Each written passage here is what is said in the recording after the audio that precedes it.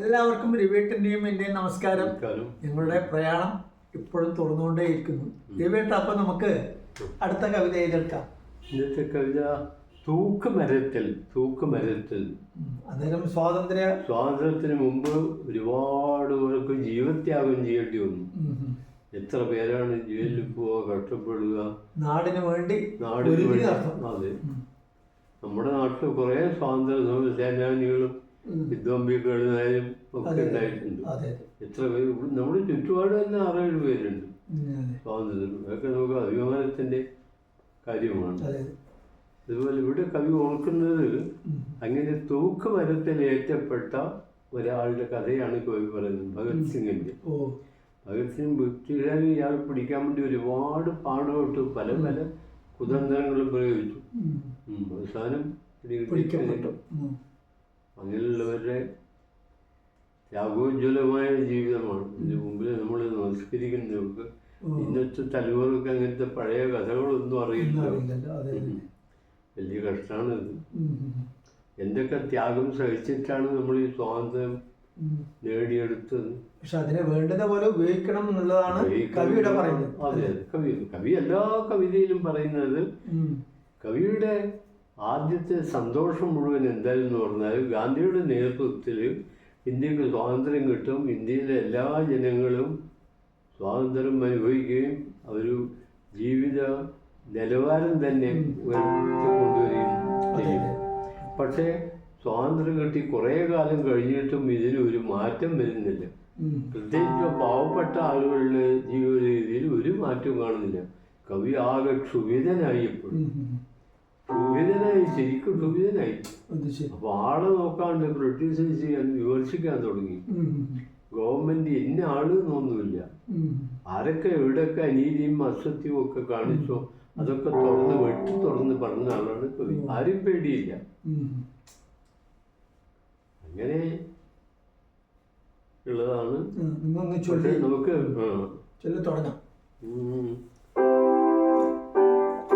അതിലൊരു ആമുഖമുണ്ട്. പിറന്ന നാടിന്റെ സ്വാതന്ത്ര്യം, അതിന്റെ നടയിൽ ജീവരക്തം കരുതി അർപ്പിച്ചവർ, തൂക്കിലേറിയവർ ആയിരക്കണക്കിനുണ്ട്. ഭഗത് സിംഗിന്റെ ഓർമ്മ മനസ്സിൽ ചൂടാറാതെ കിടക്കുന്നു. കത്തിത്തിളങ്ങിയ ചുവന്ന നക്ഷത്രങ്ങളുടെ മങ്ങിയ വെളിച്ചം. അപ്പൊ ഇത് ഭഗത് സിംഗിന്റെ. വൻകടൽ തിരകൾക്കു ചെമ്പരത്തിപ്പൂ നൽകും ചെങ്കതിർ നിരകളെ നിങ്ങളെ കാണുന്നേരം, ഉൾത്തട്ടിൽ പരക്കുന്നിതൻ മാതൃഭൂവൻ സൂര്യനസ്തമിച്ചതാം സന്ധ്യാകാലത്തിൻ സ്മരണകൾ. നിശബ്ദം തുറുങ്കിലും യാത്ര ചൊല്ലുവാൻ വന്നു നിൽക്കുവൻ ചരാചര പ്രേമകന്തളങ്ങളെ. കൂർത്തുമുത്തതാം ചിന്ത കുത്തിവേദനിപ്പിച്ചു കർത്തരൻ നെറ്റിത്തടവുന്ന് തൊട്ടൊഴിയുവൻ.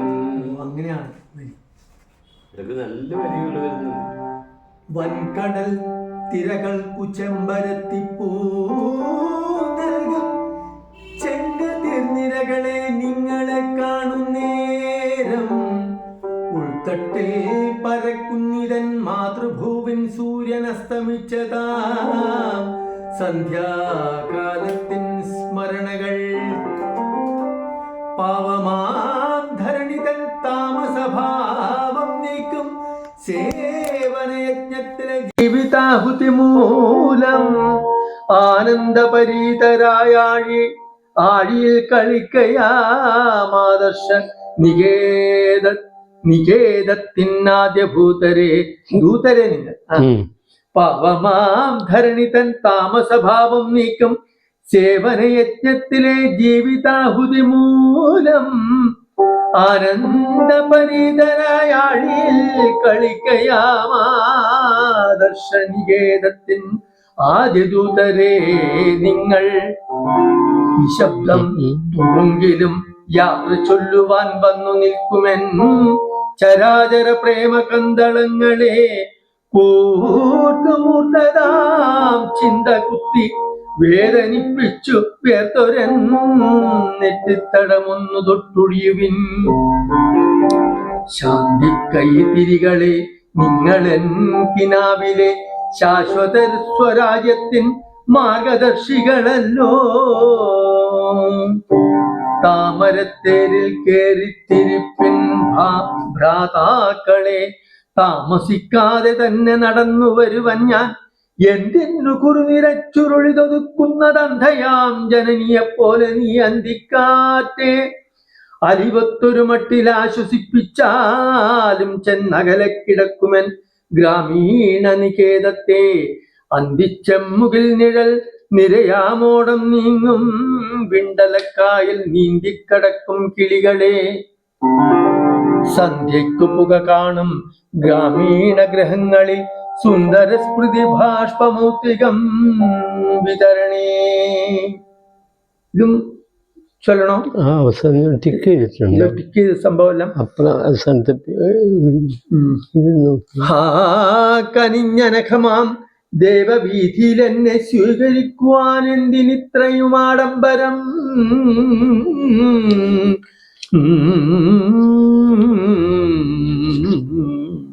അങ്ങനെയാണ്.